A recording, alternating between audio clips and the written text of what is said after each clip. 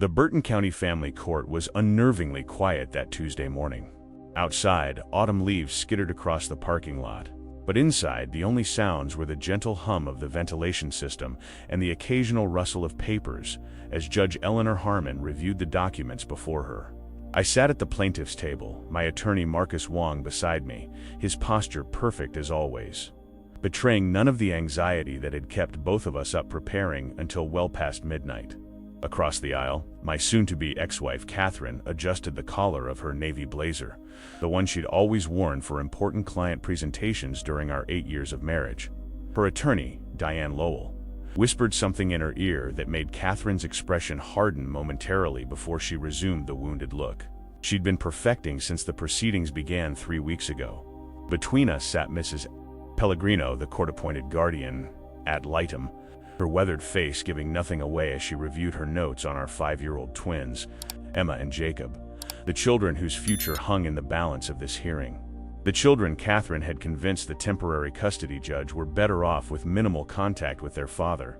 The past 7 months had been a blur of supervised visitations, psychological evaluations, and statements from character witnesses who barely knew me but were happy to testify about my supposed shortcomings as a parent.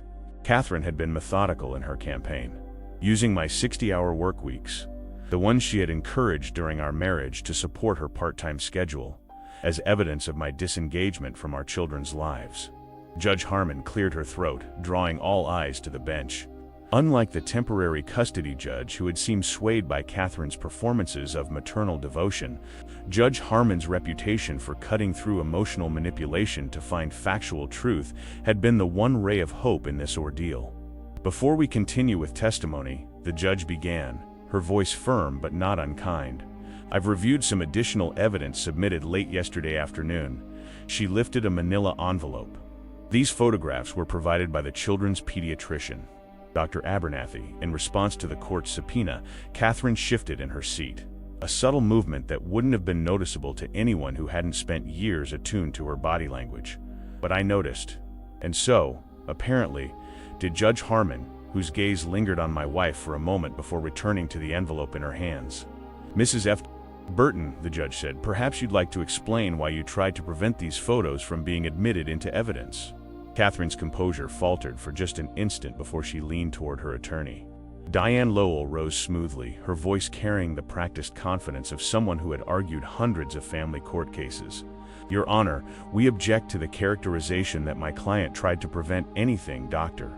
Abernathy's records were simply not relevant to the custody determination, and we exercised our right to challenge the overly broad nature of the subpoena. Judge Harmon's expression remained neutral, but her tone sharpened slightly. Counselor, your motion to quash specifically cited privacy concerns and medical confidentiality, not relevance. And given what these photographs show, I find the timing of your motion filed 15 minutes before close of business on Friday particularly troubling. My attorney straightened beside me. Your Honor, if I may, the defense has not shared these photographs with us. We're at a disadvantage in addressing their content. A valid point, Mr. Wong. Judge Harmon nodded. Court officer, please distribute copies to both counsel. As the bailiff moved forward with manila envelopes for both attorneys, I watched Catherine's face, the slight flush creeping up her neck, the tightening around her eyes, signs I recognized from the few times during our marriage when her carefully constructed narratives had been challenged. Marcus opened our envelope first, angling the contents so I could see. The photographs were standard medical documentation, time-stamped, clinical images taken at our children's pediatrician's office. The first set, dated about 4 months before our separation, showed Emma's back and shoulders covered in an angry red rash. The second set, from Jacob, revealed similar irritation around his wrists and neck. Your Honor, Marcus began, may I ask what we're looking at? Obviously, these show some kind of skin condition, but Dr. Abernathy's accompanying report explains, Judge Harmon interrupted. These are allergic reactions documented during routine checkups. Specifically, reactions to laundry detergent with added fragrance. The significance wasn't immediately clear to me until, Marcus whispered, the testimony about your negligence. Suddenly I understood. 3 weeks ago, Catherine's best friend Melissa had testified about an incident where I had supposedly used the wrong laundry detergent while caring for the children during one of Catherine's business trips, resulting in painful rashes that Catherine had to stay up all night treating. The incident had been presented as evidence of my inattention to the children's basic needs. Mrs. Burton, Judge Harmon continued, your friend Melissa Carter testified under oath that Mr. Burton's negligence caused these specific rashes during your business trip to Phoenix in February of this year.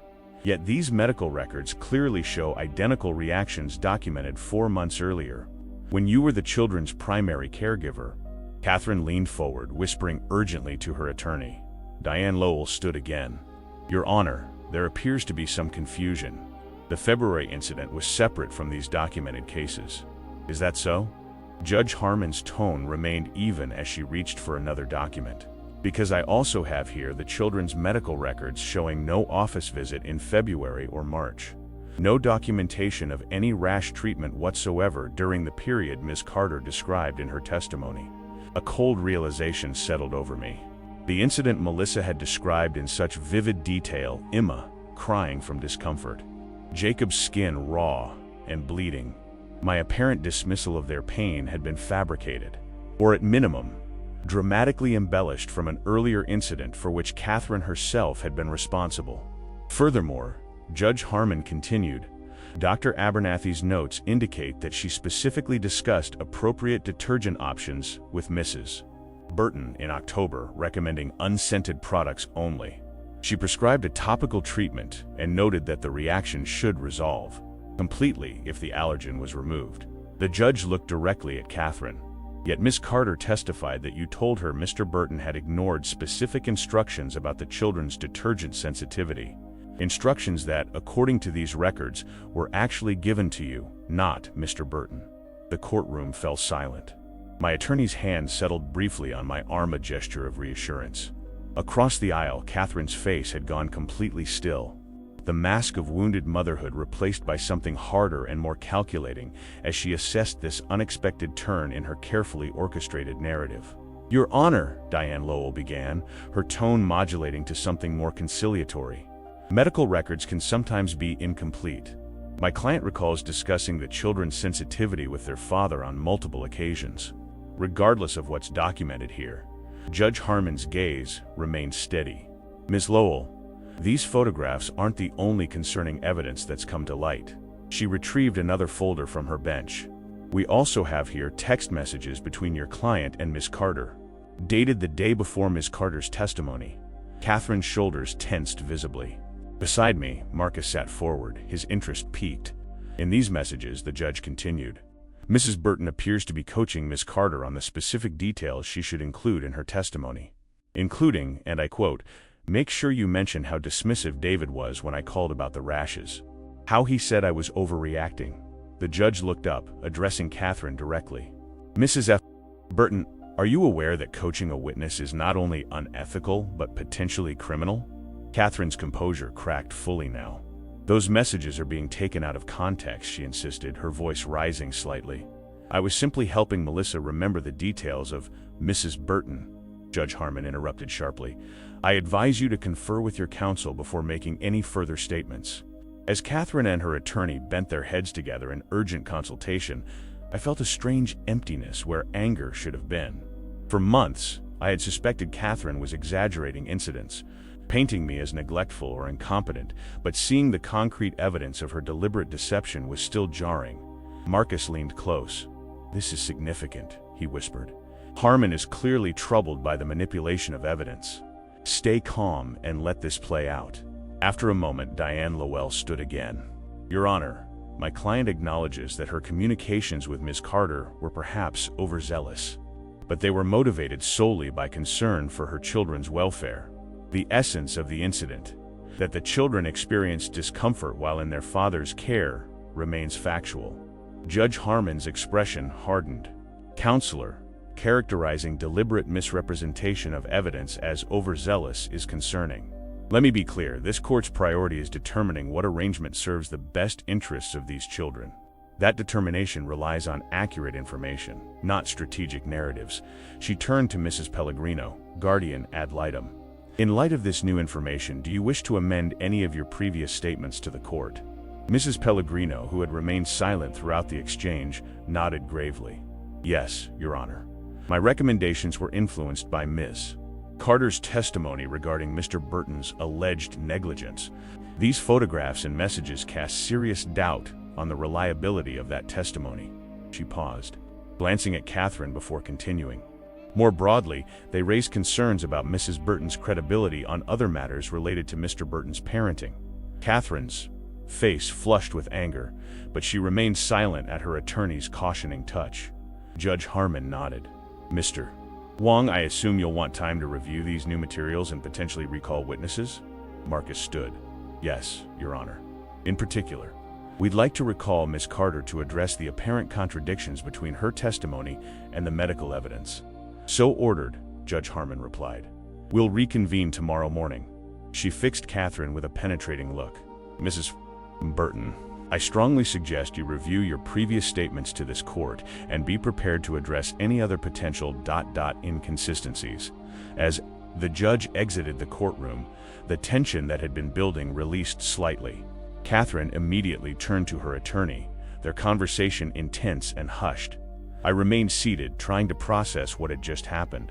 For months, I had felt powerless against Catherine's narrative, the devoted mother protecting her children from their distracted, incompetent father.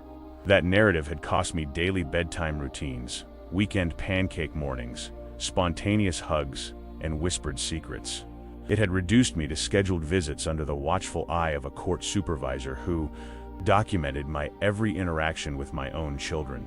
Now, finally, the truth was emerging, not through my protestations, but through Catherine's own efforts to manipulate the process. The photographs she had tried to suppress had revealed more than just a misrepresented rash. They had exposed the elaborate construction of her case against me. Marcus gathered his papers. This is the turning point, he said quietly. Tomorrow will be different.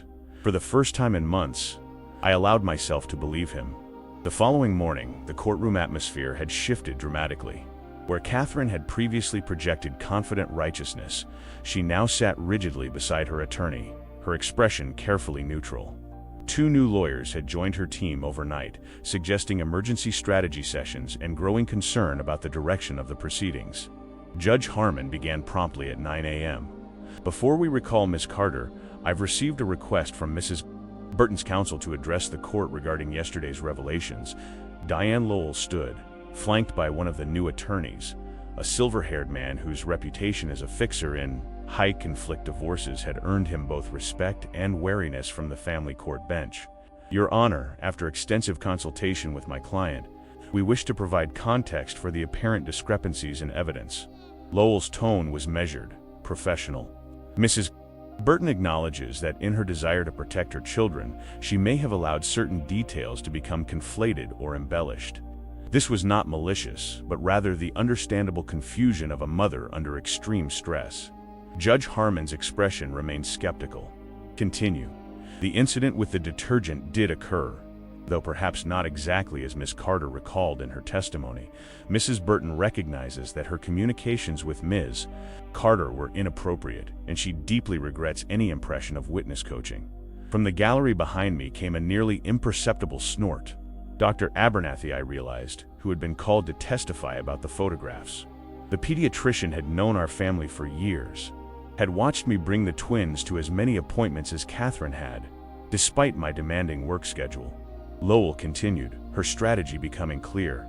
However, we maintain that this single lapse in judgment should not overshadow the fundamental reality that Mrs. Burton has been the children's primary caregiver throughout their lives. Mr. Burton's work commitments, while financially beneficial to the family, necessarily limited his day-to-day involvement with Emma and Jacob. Marcus rose. Your Honor, if I may. This characterization of my client's parental involvement is precisely what's at issue. We have evidence including the children's school records and testimony from their teachers showing Mr. Burton's consistent presence at parent-teacher conferences, school events, and medical appointments. Far from being a peripheral figure in his children's lives, he has been actively engaged despite his work responsibilities. Judge Harmon nodded. The court is well aware of the evidence regarding Mr. Burton's involvement. Ms. Lowell, is there anything else your client wishes to address before we recall Ms. Carter? Lowell hesitated, glancing at Catherine, who gave a slight nod. Yes, Your Honor. Given yesterday's developments, Mrs. Burton would like to propose a modified custody arrangement. My heart raced. This sudden willingness to negotiate, after months of Catherine's insistence on maintaining primary custody with my limited supervised visitation, signaled that her team recognized their position had weakened considerably. The court is listening, Judge Harmon said. Mrs. Burton is prepared to move to a joint physical custody arrangement with alternating weeks and shared decision-making responsibility. We believe this would serve the children's interests while acknowledging both parents' important roles. Marcus leaned toward me. They're trying to cut their losses, he whispered. This is significantly better than what they were offering before, but still less than what we've requested. I nodded, understanding the strategy. By appearing reasonable and conciliatory now, Catherine hoped to prevent further examination of her tactics and avoid the equal custody arrangement we had been seeking. Judge Harmon turned to Mrs. Pellegrino. Guardian ad litem, your thoughts on this proposal? Mrs. Pellegrino considered for a moment. While this represents progress, Your Honor, I'm concerned about the abrupt shift in Mrs. Burton's position. For months, she has insisted that Mr. Burton's parenting time should be limited and supervised, citing concerns that now appear to have been exaggerated or fabricated. This sudden reversal raises questions about her judgment and her willingness to support a healthy, co-parenting relationship. Catherine's jaw tightened, but she remained silent. Furthermore, Mrs. Pellegrino continued, the children have expressed consistent desire for more time with their father. In my recent conversations with them, both Emma and Jacob specifically mentioned missing their normal days with Dad, including weekend activities and bedtime routines that were regular occurrences before the separation. Judge Harmon nodded thoughtfully. Mr. Wong, what is your client's position on Mrs. Burton's proposal? Marcus stood. Your Honor, while we appreciate the movement towards shared custody, we maintain our request for the court to implement the 50/50 arrangement outlined in our petition, with the addition of specific provisions to prevent further interference with Mr. Burton's relationship with his children. The judge studied both parties for a long moment. I believe we need to hear from Ms. Carter as planned, as well as from Dr. Abernathy. The court needs to fully understand the extent of the evidentiary issues before making a final determination. As the bailiff was instructed to bring in Melissa Carter, Catherine's carefully constructed facade of composure finally cracked. She leaned back in her chair, eyes closed briefly, the realization dawning that her strategy of controlled narrative was unraveling thread by thread. Melissa Carter's entrance into the courtroom was markedly different from her previous appearance. Gone was the confident woman who had detailed my supposed negligence with righteous indignation. Today, she moved hesitantly to the witness stand, avoiding eye contact with everyone, especially Catherine.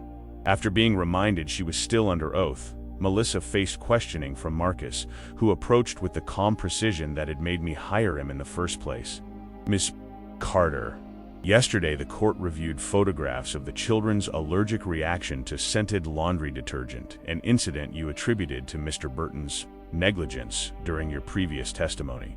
Were you aware of when these reactions actually occurred? Melissa glanced nervously at Catherine. I was told they happened while Catherine was in Phoenix. Told by whom? By Catherine.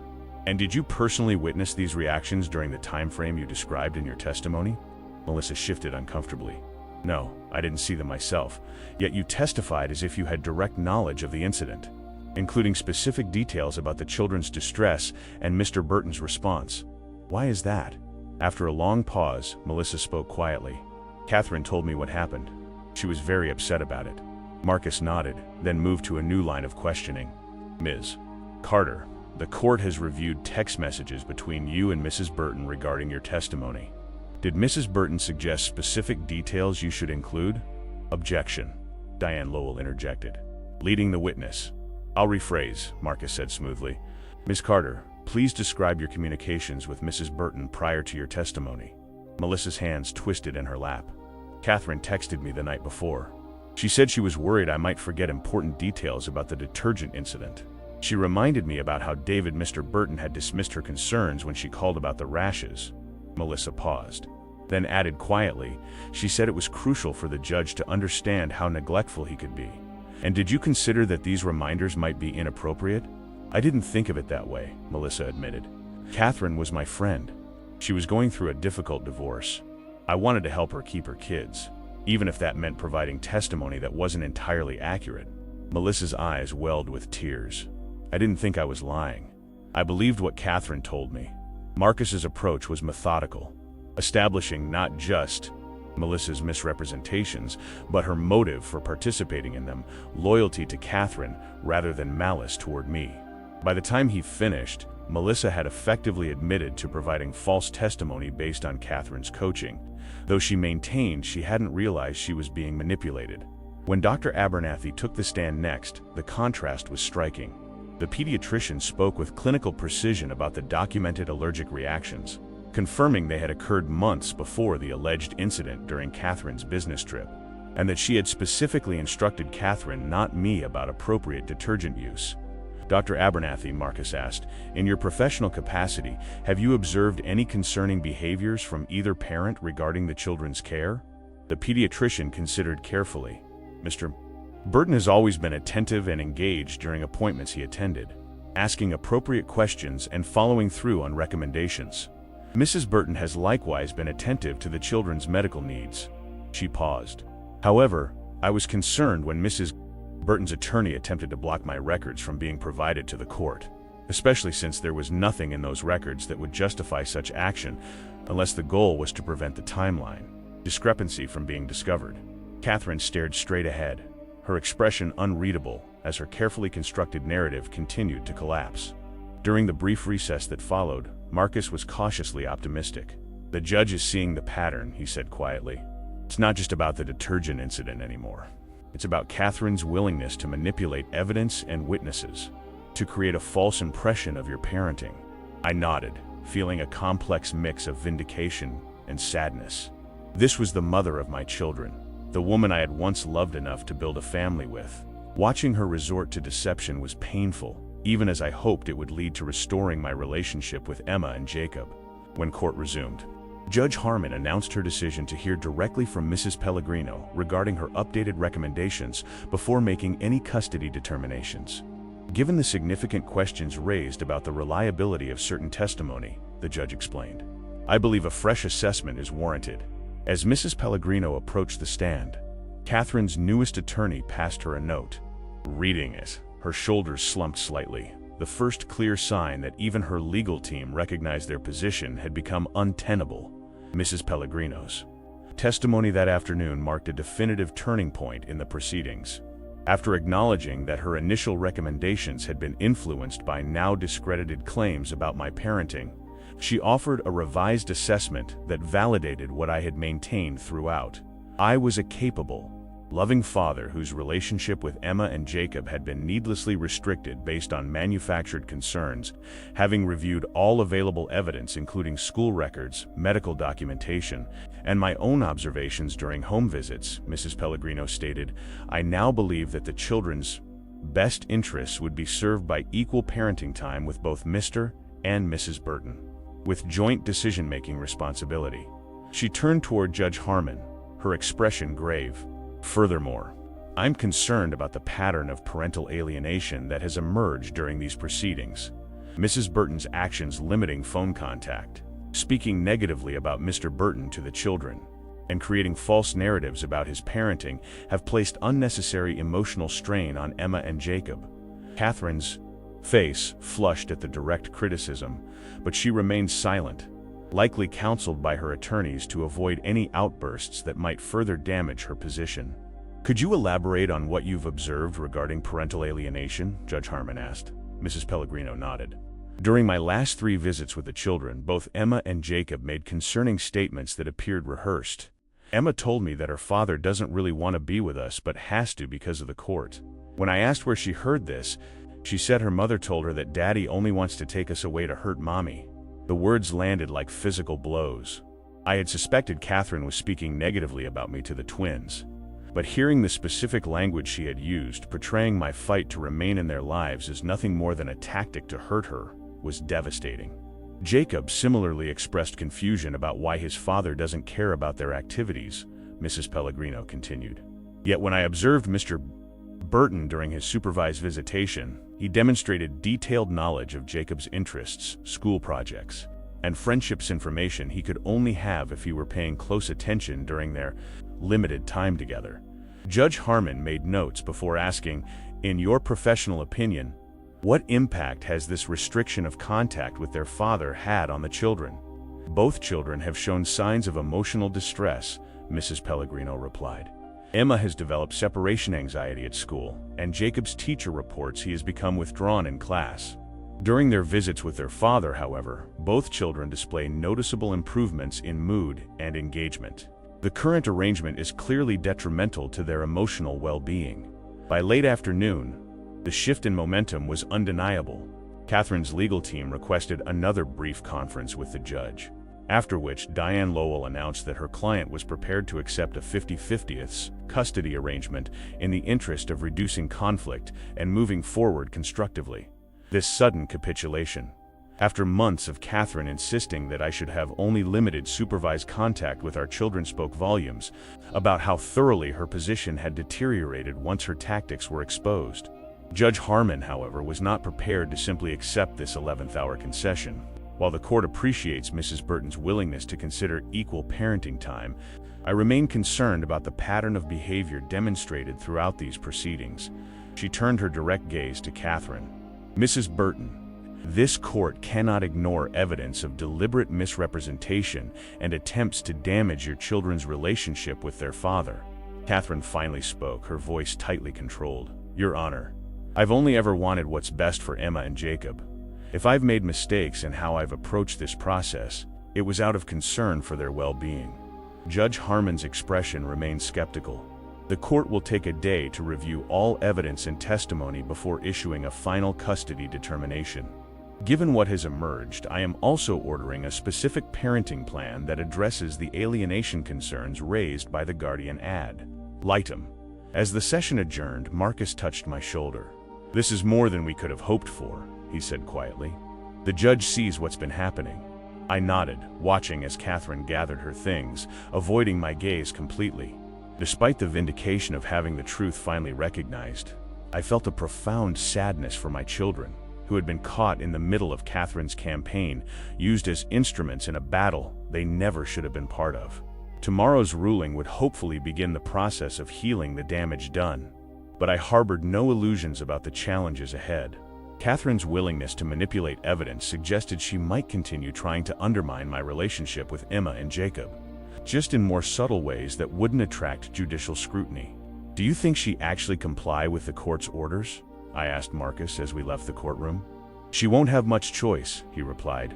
"Judge Harmon doesn't take interference with parenting time lightly. And now that her tactics have been exposed, Catherine will be under a microscope." I hoped he was right for Emma and Jacob's sake more than my own. Judge Harmon's ruling the following morning was more comprehensive than either side had anticipated. She began by addressing the fundamental issue that had emerged during the proceedings. "This court has carefully considered all evidence and testimony in determining what arrangement will best serve the interests of Emma and Jacob Burton," she stated, her voice carrying clearly through the hushed courtroom. "Central to this determination is the assessment of each parent's willingness to support the children's relationship with the other parent, a factor that has become increasingly relevant as these proceedings have unfolded." Catherine sat perfectly still beside her attorneys, her expression composed but tension evident in her rigid posture. I focused on controlling my breathing, knowing that the next few minutes would shape my relationship with my children for years to come. "The evidence before this court demonstrates a troubling pattern of behavior by Mrs. Burton," Judge Harmon continued. "This includes, but is not limited to, providing false or misleading testimony about Mr. Burton's parenting, coaching witnesses to support an inaccurate narrative, attempting to suppress relevant medical evidence, and making statements to the children that undermine their relationship with their father." She looked directly at Catherine. "While the court acknowledges that divorce proceedings are emotionally challenging, these actions go beyond the bounds of advocacy for one's position. They represent a deliberate attempt to interfere with the children's right to maintain a healthy relationship with both parents." Judge Harmon then outlined her custody determination: equal parenting time implemented immediately. with a detailed transition plan to minimize disruption for the children. Joint legal custody, with a provision that if the parents couldn't agree on major decisions, they would engage a parent coordinator before returning to court. Most significantly, she included specific prohibitions against either parent making disparaging remarks about the other to the children, interfering with scheduled communication, or discussing court proceedings with Emma and Jacob. Additionally, the judge added, given the evidence of attempts to alienate the children from their father, the court is ordering that both parents participate in specialized co-parenting therapy focused on repairing the damage done to the children's relationship with Mr. Burton. Catherine's newest attorney leaned forward. Your Honor, while my client accepts the equal parenting time arrangement, we believe the characterization of her actions as alienation is overly harsh. Mrs. Burton has always, Counselor, Judge Harmon interrupted firmly. The court has made its findings based on substantial evidence. The photographs Mrs. Burton attempted to suppress were merely the beginning of what emerged as a concerning pattern. The guardian ad litem's observations of the children's rehearsed negative statements about their father, coupled with evidence of witness coaching and misrepresentation of events, support the court's determination that alienating behavior has occurred. She continued, furthermore, I am implementing a review period of 6 months, at which point this court will assess whether the co-parenting relationship has improved and whether both parents are complying with all aspects of this order. Any evidence of continued interference with Mr. Burton's relationship with the children will be taken extremely seriously. As the judge concluded her ruling, I felt a complex wave of emotions: relief that the truth had prevailed, hope for rebuilt relationships with Emma and Jacob, but also apprehension about the practical challenges of co-parenting with someone who had gone to such lengths to exclude me from our children's lives. Outside the courtroom, Marcus shook my hand. This is a strong ruling, he said. The specific prohibitions against alienating behaviors and the scheduled review period put Catherine on notice that the court will be watching closely. What happens now? I asked, still processing the sudden shift from fighting for basic parenting time to preparing for equal custody. Now comes the harder part, Marcus replied candidly. Implementing the order in a way that helps Emma and Jacob adjust while establishing healthy boundaries with Catherine. The co-parenting therapy will be crucial. Across the hallway, Catherine stood with her legal team, her expression unreadable as they discussed the ruling in hushed tones. For a moment, our eyes met, and I saw something unexpected. Not anger or defiance, but a flicker of uncertainty, perhaps even fear. This was unfamiliar territory for her, a scenario where control had been wrested away by her own tactical missteps. As I turned to leave, my phone buzzed with a text from my sister, who had been caring for Emma and Jacob during the hearing. Kids are excited to see you. When should we expect you? For the first time in 7 months, I could answer without qualifications or court-imposed limitations. I'll be there soon. And this time, I'm staying in their lives for good. The transition to equal parenting time began that weekend. As specified in Judge Harmon's order, the exchange took place at a neutral location, a family resource center where trained supervisors could ensure the process went smoothly and document any issues that arose. I arrived early, parking in the designated area and taking a moment to compose myself. The past 3 days had been a whirlwind of practical preparations, setting up proper bedrooms for Emma and Jacob at my apartment, coordinating with their school about the new custody arrangement, and meeting briefly with the court-appointed therapist who would be facilitating our co-parenting sessions. Catherine pulled into the parking lot precisely at the scheduled time, her silver SUV stopping in a space across from mine. Through the windows, I could see Emma and Jacob in their booster seats, Emma's face lighting up as she spotted my car. That simple reaction, her unguarded joy at seeing me, sent a surge of emotion through my chest. The supervisor, a woman named Lisa with a kind but professional demeanor, met us at the entrance. Good morning, she greeted us. I'll be overseeing today's transition. Mr. Burton, Mrs. Burton, I'd like to remind you both that this is a neutral space focused solely on the children's well-being. Any discussions about logistics should remain brief and child-centered. Catherine nodded tersely, avoiding direct eye contact with me as she helped the twins out of the car. Jacob clutched his dinosaur backpack, a 5th birthday present from me that I was surprised Catherine had allowed him to keep, while Emma carried the stuffed otter she'd slept with since infancy. Daddy, Emma broke free from Catherine's grasp and ran toward me. I knelt to receive her hug, breathing in the familiar scent of her strawberry shampoo as she wrapped her arms around my neck.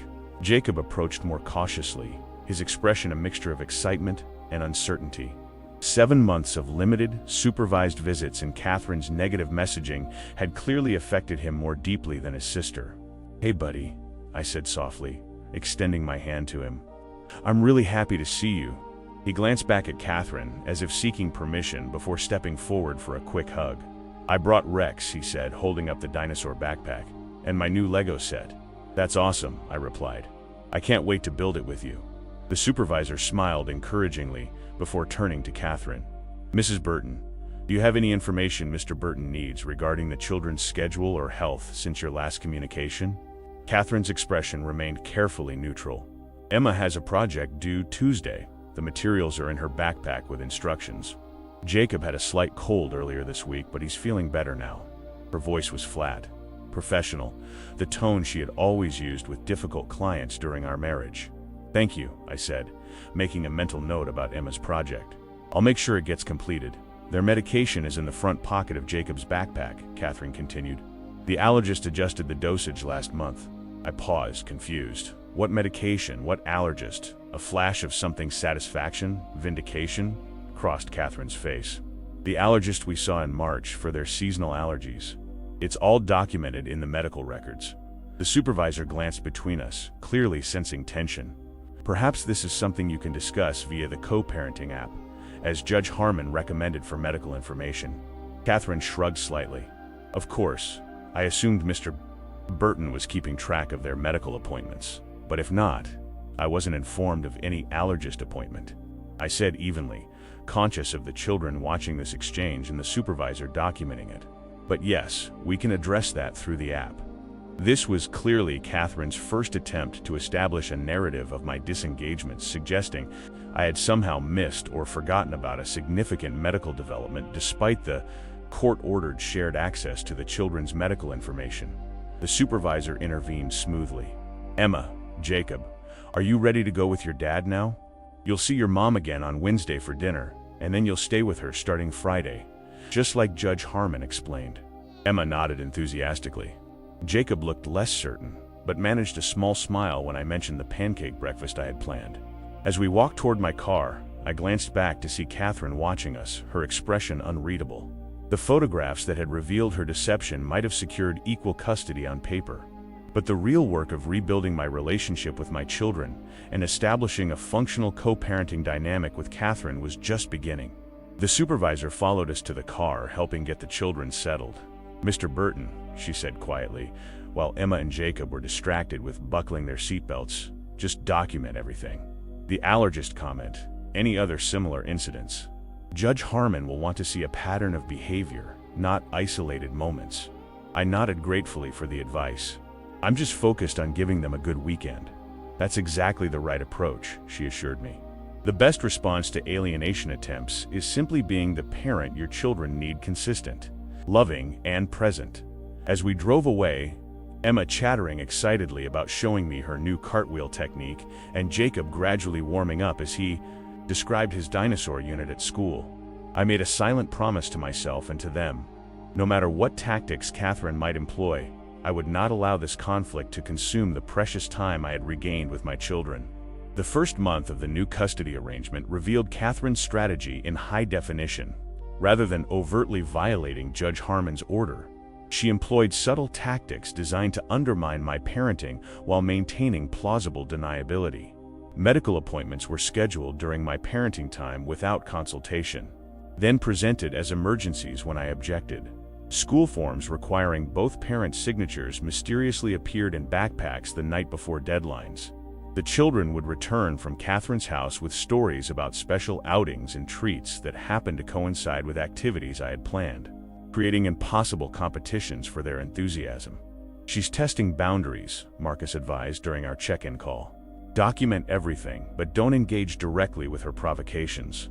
That's exactly what she wants, to draw you into conflicts that she can later characterize as high tension, justifying a return to supervised visitation." I followed his counsel, maintaining meticulous records while focusing my energy on rebuilding my relationships with Emma and Jacob. Slowly, the supervised exchanges became unnecessary as both children adjusted to the new arrangement. Jacob's initial hesitation gave way to easier affection, especially after we established regular routines that provided the consistency he craved. The court-mandated co-parenting therapy sessions were another matter entirely. Catherine arrived at each appointment armed with a mental list of my supposed parenting deficiencies, presenting them to Dr. Rahman, our therapist, with concerned expressions and carefully modulated language. "I'm just worried about consistency," she would say. "The children seem so dysregulated after returning from David's care." Or, "Emma mentioned that bedtimes are very late at her father's house. I'm concerned about the impact on her schoolwork, doctor." Rahman, fortunately, was experienced in high-conflict divorce dynamics. In our third session, after Catherine had detailed her concerns about my supposed failure to properly administer Jacob's allergy medication, the therapist addressed the underlying pattern. "Mrs. Burton," she said gently but firmly, "I've noticed that your concerns often include assumptions about Mr. Burton's motivations or capabilities that aren't supported by the children's actual experiences. Jacob's teacher reports he's thriving academically in both households. His allergies are well managed according to his medical records. Perhaps we could focus on acknowledging the positive aspects of the children having two involved parents with different but equally valid approaches." Catherine's smile tightened. "Of course I want the children to have a relationship with their father. I'm simply concerned about their well-being. A concern best demonstrated by supporting their relationship with both parents," Dr. Rahman noted, before turning the conversation toward more productive avenues. 6 weeks into the new arrangement, I began noticing worrying signs that Catherine's messaging to the children was continuing despite the court's prohibitions. Emma, usually effusive about activities at both houses, became hesitant to share details about time spent with me when Catherine was present during exchanges. Jacob began prefacing requests with, "Mom said I should ask you for ... double quotes even for routine matters like playground visits." Most concerning was an interaction I observed at Emma's school concert. Catherine and I had agreed to attend together, presenting a united front for Emma's benefit. During the intermission, I overheard Catherine speaking to another parent. "It's so important to me that David remains involved, despite everything.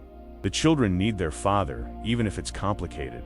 The carefully crafted implication that my involvement was somehow problematic, or required her magnanimous permission, was classic Catherine, establishing herself as the primary benevolent parent while subtly undermining my role.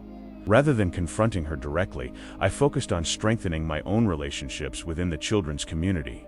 I volunteered for Jacob's field trip, joined the parent committee for Emma's dance recital, and made sure teachers and coaches had my contact information and understood I was an equal parent requiring equal communication. The strategy gradually bore fruit. School notifications began coming to both of us simultaneously rather than being forwarded by Catherine days later. Other parents invited the children to playdates during my parenting time without checking with Catherine first. The twins' pediatrician started calling me directly about appointments rather than through Catherine. 3 months after Judge Harmon's ruling, during a normal Tuesday evening at my apartment, Emma looked up from her homework with a puzzled expression. "Dad, is it true you didn't want us to live with you before?" My heart sank. "No, sweetheart, that's not true at all." "What makes you ask that?" She hesitated, clearly struggling with conflicting loyalties. "Mom said you were too busy with work before, that's why we couldn't stay with you. But now the judge is making you take us." The calculated cruelty of that message telling our children that my fight for them had been compelled rather than driven by love momentarily took my breath away. "Emma," I said carefully, sitting beside her, "I've always wanted to be with you and Jacob as much as possible. Always. The judge didn't make me do anything except make sure both you and Jacob get to spend equal time with both your parents, which is what I wanted all along." She studied my face with the piercing directness only children can manage. "So you're not too busy for us?" "Never," I assured her. "You and Jacob are the most important people in my life." That night, after the children were asleep, I documented the conversation for my attorney. It was the first clear evidence that Catherine was directly violating Judge Harmon's order against making disparaging remarks about me to the children. With the 6-month review approaching, this pattern of behavior would be crucial information for the court to consider. The 6-month review hearing arrived with a tension that reminded me of the original custody battle, though the circumstances had shifted dramatically. Now I had equal parenting time, established routines with Emma and Jacob, and documented evidence of Catherine's continued attempts to undermine my relationship with them, despite the court's explicit orders.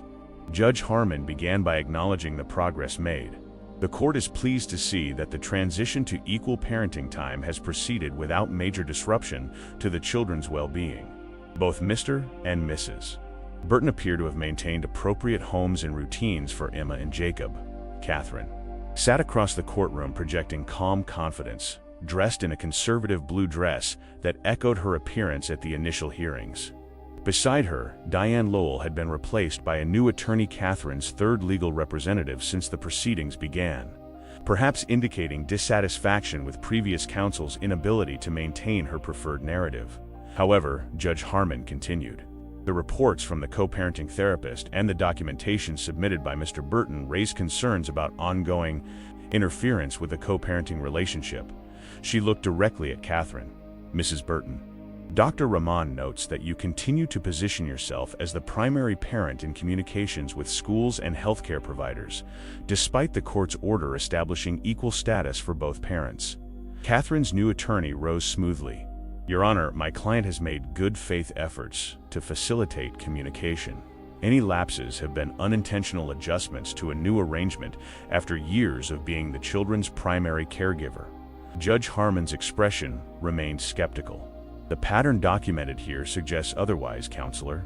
Particularly troubling are the statements made to the children implying that their father didn't want parenting time but was forced by the court to take them. For the first time, Catherine showed visible discomfort, shifting slightly in her seat. These statements, the judge continued, directly violate this court's order prohibiting either parent from making disparaging remarks or attempting to alienate the children from the other parent. Marcus had prepared me for various outcomes from this review hearing. The most likely, he had suggested, would be additional specific prohibitions and possibly a warning about consequences for continued violations. What Judge Harmon said next, however, surprised us both. Given the ongoing concerns about Mrs. Burton's willingness to support the children's relationship with their father, this court is ordering a modification to the current arrangement. She paused, reviewing her notes. For the next 3 months, Mr. Burton will have primary physical custody, with Mrs. Burton having weekend parenting time plus 1 dinner visit midweek. The courtroom fell silent. Catherine's attorney immediately began writing notes, while Catherine herself sat perfectly still, her expression frozen in disbelief. Additionally, Judge Harmon continued, Mrs. Burton will be required to complete a specialized parenting course on supporting children's relationships with both parents after divorce. At the end of the 3-month period, assuming successful completion of the course and demonstrated improvement in supporting Mr. Burton's relationship with the children, the court will consider returning to the equal parenting time arrangement. This was far more than we had requested or expected, a temporary reversal of the parenting roles that would place Catherine in the position of having limited time with Emma and Jacob. While part of me felt vindication after months of her subtle sabotage, another part recognized the potential for this ruling to intensify the conflict rather than resolve it. Your Honor, Catherine's attorney objected. This modification represents a drastic change that will be disruptive to the children's routine. Mrs. Burton has been a devoted mother whose primary concern has always been her children's well-being. The court is well aware of the potential for disruption, Judge Harmon replied firmly. However, the evidence before me suggests that Mrs. Burton has not internalized the importance of supporting the children's relationship with both parents. Sometimes a period of experiencing the other parent's position can be instructive in ways that therapeutic interventions alone cannot achieve. She turned to me. Mr. Burton, the court expects you to facilitate appropriate contact between the children and their mother during this period. This modification is not punitive, but educational, designed to help both parents understand the importance of supporting each other's relationships with Emma and Jacob. I nodded, understanding the responsibility being placed on me. Yes, Your Honor. As the hearing concluded, Catherine remained seated, conferring intensely with her attorney. The shock in her expression had given way to something harder, more determined. I recognized that look from our marriage, Catherine formulating a new strategy when her previous approach had failed. Outside the courtroom, Marcus cautioned me about the road ahead. This is a significant victory, but also a test of your co-parenting abilities. Judge Harmon will be watching to see if you facilitate Catherine's relationship with the children the way she failed to do for you.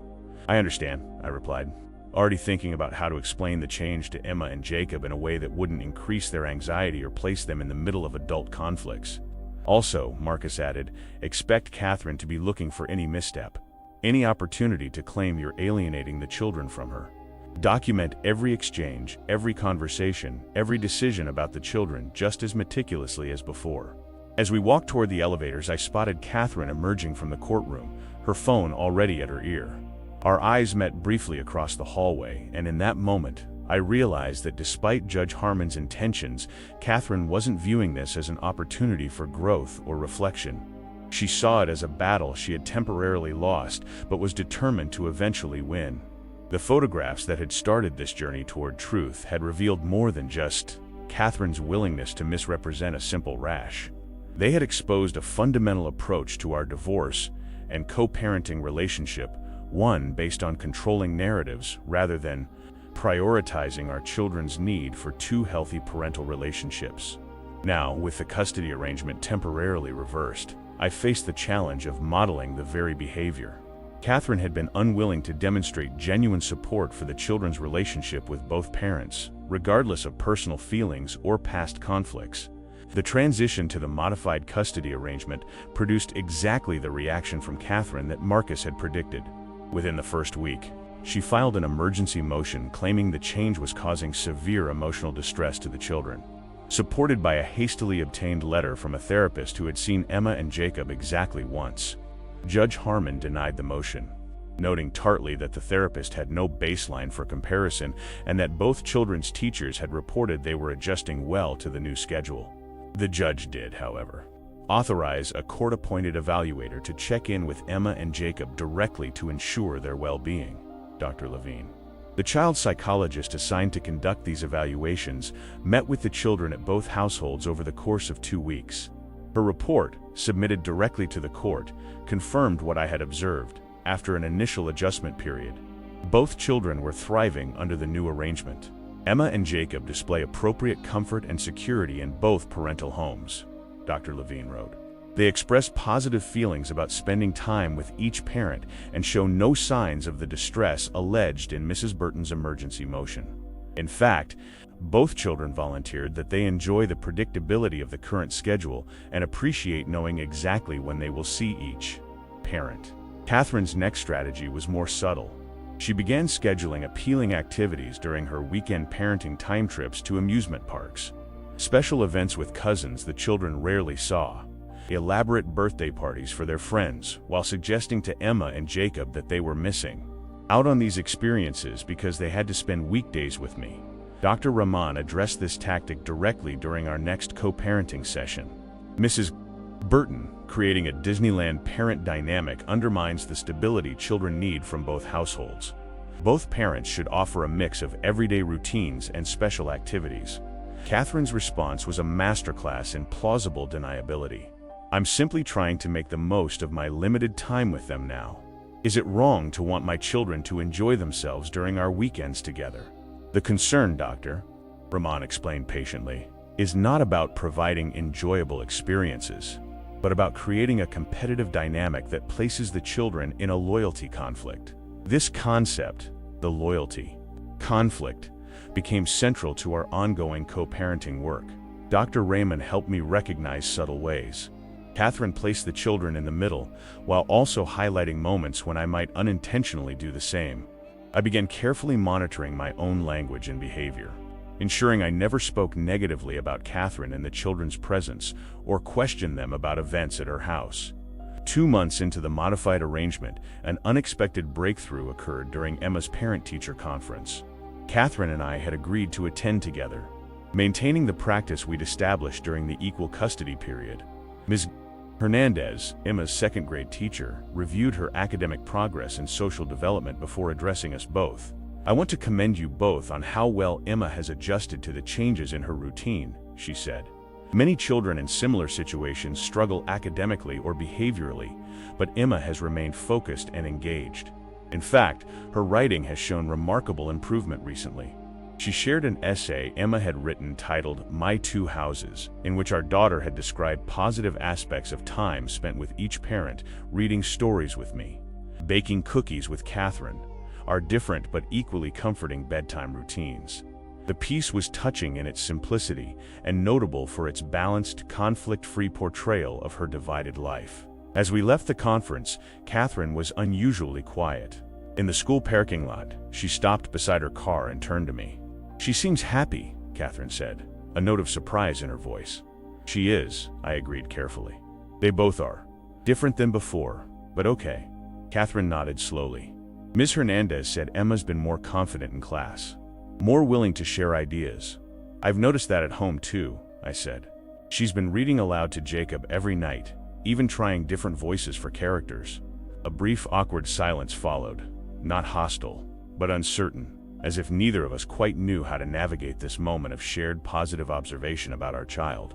"The parenting class I'm taking," Catherine finally said, her voice carefully neutral. "The instructor keeps emphasizing that children do better when they feel free to love both parents without guilt or conflict." It was the closest thing to acknowledgement of the alienation issues that Catherine had ever offered. Not an apology or full recognition, but a small crack in the defensive wall she had maintained since our separation. "That's true," I replied simply. "Emma and Jacob deserve that freedom." Catherine nodded again before getting into her car. As she drove away, I wondered if this moment represented a genuine shift in her perspective, or merely a tactical adjustment. The final review hearing was just 3 weeks away, and Catherine was nothing if not strategic. Still, something in her expression when discussing Emma's happiness had seemed authentic, a brief glimpse of the mother who, despite her destructive tactics, did ultimately want her children to thrive. Whether that desire could eventually outweigh her need to control narratives and outcomes remained to be seen. The day before our final review hearing, Catherine requested a meeting through our co-parenting app, not at our therapist's office or the neutral exchange location, but at a small cafe where we had often had Sunday brunch during happier times in our marriage. The unusual choice of venue and the fact that she had initiated the meeting outside of court or therapeutic requirements made me cautious but curious. I arrived to find Catherine already seated at a corner table, a cup of tea untouched before her. She had dressed simply, jeans and a sweater rather than the formal attire she typically wore for court appearances or even school events. It was the most unguarded I had seen her since before our separation. "Thank you for coming," she said as I sat down.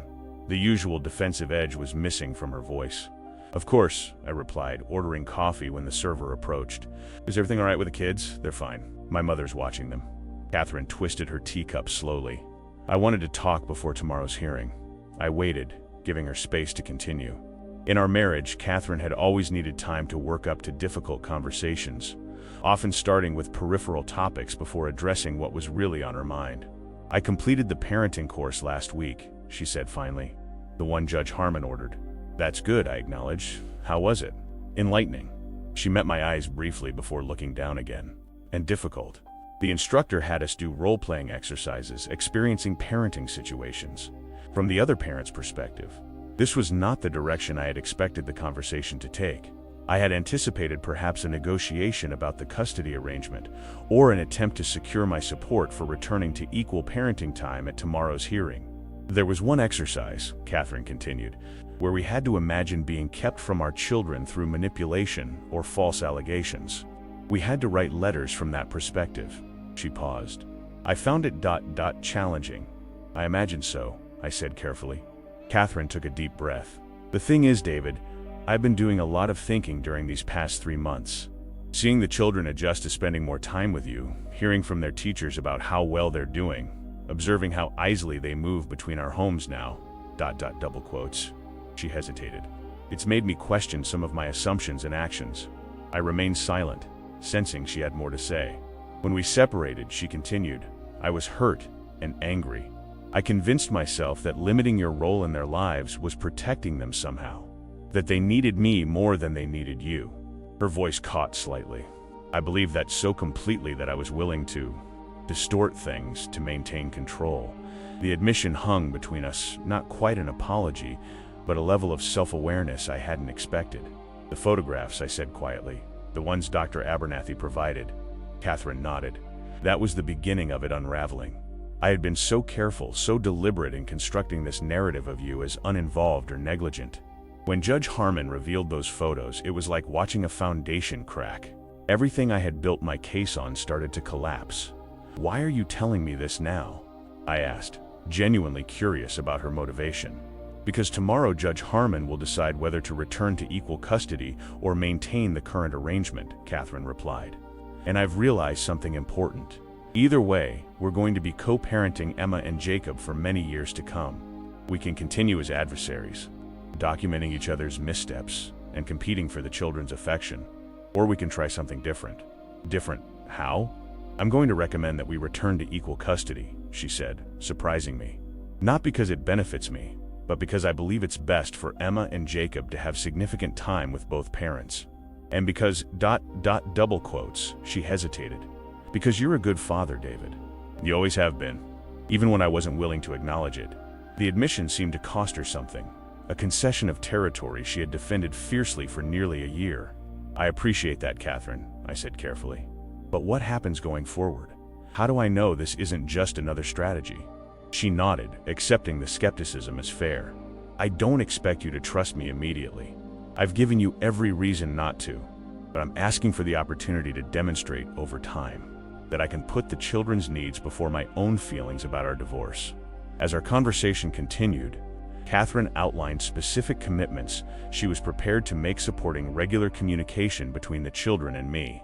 During her parenting time, consulting on decisions rather than presenting them as fate accompli. Presenting a united front at school and medical appointments. These were the very behaviors Judge Harmon and Dr. Rahman had been urging since the beginning. The approaches I had adopted during my period of primary custody, hearing Catherine volunteer them now, without court compulsion, suggested a shift that seemed both significant and fragile.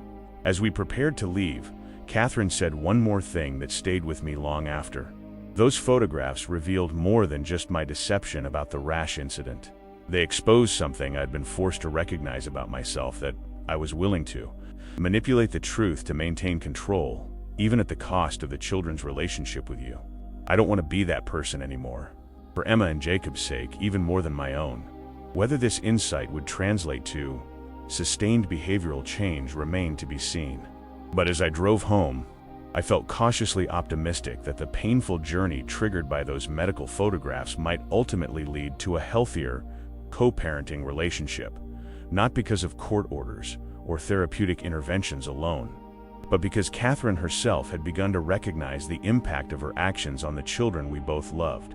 Judge Harmon's courtroom was less crowded for the final review hearing than previous sessions had been. The reduced audience, just our attorneys, Mrs. Pellegrino and Dr. Rahman, created an atmosphere of focused attention as the judge reviewed the reports submitted by the various professionals involved in our case. The court has carefully considered the evaluations provided by Dr. Levine, the progress notes from Dr. Rahman, and the guardian ad litem's updated recommendations, Judge Harmon began. I've also reviewed the certification of Mrs. Burton's completion of the court-ordered parenting course, along with her instructor's assessment. Catherine sat beside her attorney, her posture straight but not rigid, her expression attentive rather than defensive. The subtle shift in her demeanor was noticeable to those of us who had observed her throughout the proceedings. Before making my determination regarding the ongoing custody arrangement, Judge Harmon continued, "I'd like to hear directly from both parents about their experience during this modified custody period and their thoughts about moving forward." Catherine was invited to speak first. She rose, hands clasped loosely before her, and addressed the court without referring to prepared notes, a departure from her previous carefully scripted presentations. "Your Honor, the past 3 months have been challenging but illuminating," she began. "When you ordered the modification, I viewed it primarily as a loss of time with my children, of control over their daily lives, of my identity as their primary caregiver." She paused briefly. "What I've come to recognize, through the parenting course and our ongoing therapy, is that my focus was misplaced. By concentrating so intently on maintaining control and limiting their father's role, I was actually working against Emma and Jacob's best interests. Judge Harmon nodded slightly, encouraging Catherine to continue. I've observed that my children are thriving with the stability of knowing both parents are fully engaged in their lives. Their teachers report improved academic performance and social confidence. Most tellingly, they move between our homes now without the anxiety they displayed during the earlier arrangements. Catherine turned slightly, glancing at me before continuing. I believe a return to equal parenting time would serve Emma and Jacob well, provided that both Mr. Burton and I commit to maintaining the cooperative approach we've begun to develop. I'm prepared to continue the work of supporting the children's relationship with their father and to honor both the letter and the spirit of whatever arrangement the court determines is appropriate. The sincerity in her voice seemed genuine, echoing our conversation from the previous day. Judge Harmon studied Catherine thoughtfully before turning to me. When I rose to speak, I found myself setting aside some of the points Marcus and I had prepared. Instead, I focused on what I had observed in Emma and Jacob during the past 3 months. Your Honor, the modified arrangement has allowed me to be more fully present in my children's daily lives, helping with homework, attending school events, establishing routines that provide security and consistency. What's been most notable, however, is how Emma and Jacob have responded to the reduced conflict between their parents. I described specific improvements I had noticed. Jacob's increased willingness to express his feelings rather than withdrawing. Emma's reduced anxiety about transitions between homes. Both children's greater comfort in discussing events and relationships from either household without fear of causing tension. While I've appreciated having additional time with Emma and Jacob, what matters most is their emotional well-being, I concluded. They benefit from having 2 involved cooperative parents. If Catherine is genuinely committed to supporting that dynamic, as she's indicated today and in our recent interactions, I believe a return to equal parenting time could work well for our family. Judge Harmon considered our statements, along with the professional recommendations before her. After a brief recess to review all materials, she returned with her decision. Based on all evidence and testimony, the court finds that a return to equal parenting time is appropriate, with specific provisions to address the concerns that necessitated the temporary modification. She outlined detailed expectations for communication, decision-making, and support of the children's relationship with both parents. However, she added, looking directly at Catherine, this arrangement will include quarterly reviews for the next year to ensure continued compliance and cooperation.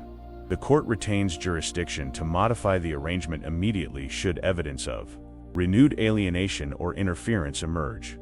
Catherine nodded her understanding, her expression solemn but not resentful. As Judge Harmon concluded the hearing, I felt a complex mixture of emotions: cautious optimism about the path forward, lingering wariness born from past experience, but most prominently, relief that Emma and Jacob would continue to benefit from relationships with both parents without being caught in the crossfire of adult conflicts. The photographs that had revealed Catherine's deception had set in motion a painful but necessary journey toward truth. Whether that journey would ultimately lead to genuine healing and cooperation remained to be seen, but for the first time since our separation, it seemed possible.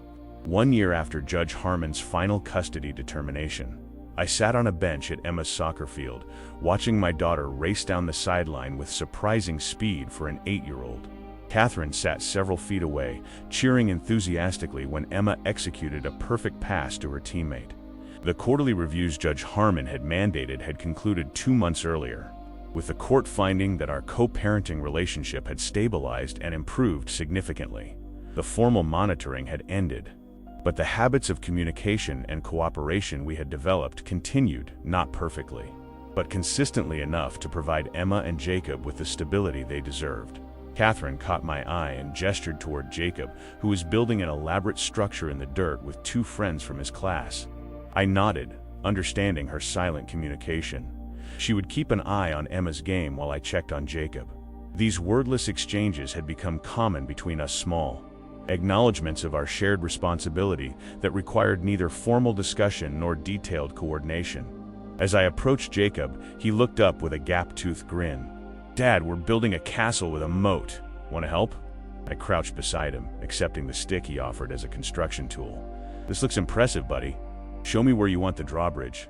As we worked together, I reflected on the journey of the past 2 years. The photographs that had exposed Catherine's initial deception had been just the beginning of a long, difficult process of uncovering truth, not just about specific incidents, but about patterns of behavior and underlying motivations that had threatened our children's emotional well-being. The path from that courtroom revelation to this peaceful Saturday morning had not been straight or simple.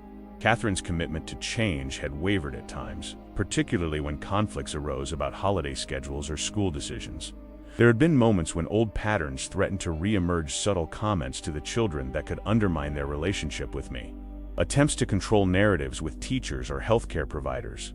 But unlike before, these moments were now recognized and addressed quickly, either through direct communication between us or with Dr. Rahman's continued guidance in our now monthly co-parenting sessions. Catherine had developed what our therapist called alienation awareness, the ability to recognize when her own hurt or anger might lead to behaviors that place the children in loyalty conflicts. For my part, I had learned to separate legitimate co-parenting concerns from hypervigilance born of past trauma. Not every scheduling change Catherine requested was an attempt to limit my time with the children. Not every disagreement about parenting approaches was a power play. This discernment had been one of my greatest challenges, maintaining appropriate boundaries while avoiding the constant suspicion that had characterized the early months after our custody battle. Emma's shout of triumph drew my attention back to the soccer field. She had scored a goal and was being mobbed by teammates.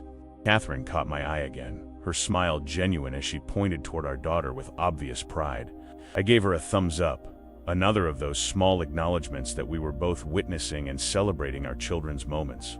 Later, during the exchange at Catherine's house, there was a brief, awkward moment when both children were gathering their belongings for the transition to my home. Catherine hesitated in the doorway, then spoke quietly. "David, I've been meaning to tell you, I think your suggestion about the summer reading program was right." Emma's really responding to it. The acknowledgement was small but significant. Early in our co-parenting relationship, Catherine had rejected nearly all of my suggestions on principle, unwilling to cede any territory in what she had viewed as a zero-sum competition for parental authority. "I'm glad it's working for her," I replied.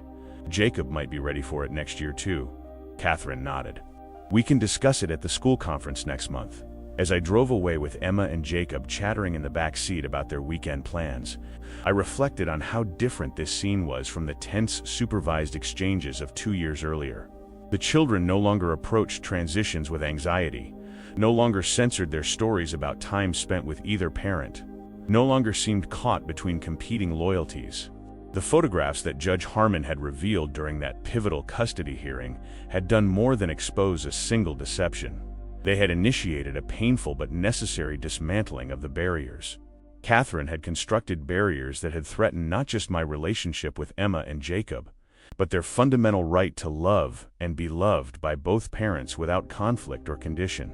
The truth captured in those medical images had set in motion a process that, despite its difficulties, had ultimately led to something resembling healing, not just for me or for Catherine, but most importantly, for the 2 children whose smiling faces I could now see in my rearview mirror. Secure in the knowledge that they belonged fully to both of their parents, without having to choose or divide their loyalties. It was, I realized, what justice in family court truly looked like, not victory for either parent, but freedom for the children to love both. What a powerful journey we've witnessed today through the lens of this custody battle. The story of these photographs that revealed a deeper truth reminds us how complex family dynamics can become during divorce, and how important it is to keep children's well-being at the center of these difficult situations. If this story resonated with you, please consider subscribing to our channel for more explorations of family dynamics, legal challenges, and the path to healing after difficult transitions. Each week we share stories that help us understand the human experiences that connect us all. Have you experienced a moment when truth was revealed in an unexpected way? Or perhaps you've navigated the challenging waters of co-parenting after a difficult separation? Share your thoughts or experiences in the comments below. Your insight might be exactly what another viewer needs to hear today. Next week, we'll be exploring another emotional journey about family reconciliation after years of estrangement. A story of forgiveness, that I believe will touch your heart just as deeply as today's account. Don't forget to like this video and hit that notification bell so you never miss a new story. Your engagement helps our community grow and allows us to continue bringing these meaningful narratives to life. Thank you for joining me today. Remember, sometimes the most difficult revelations can ultimately lead to healing and new beginnings, not just for ourselves, but for those who depend on us most. Until next time.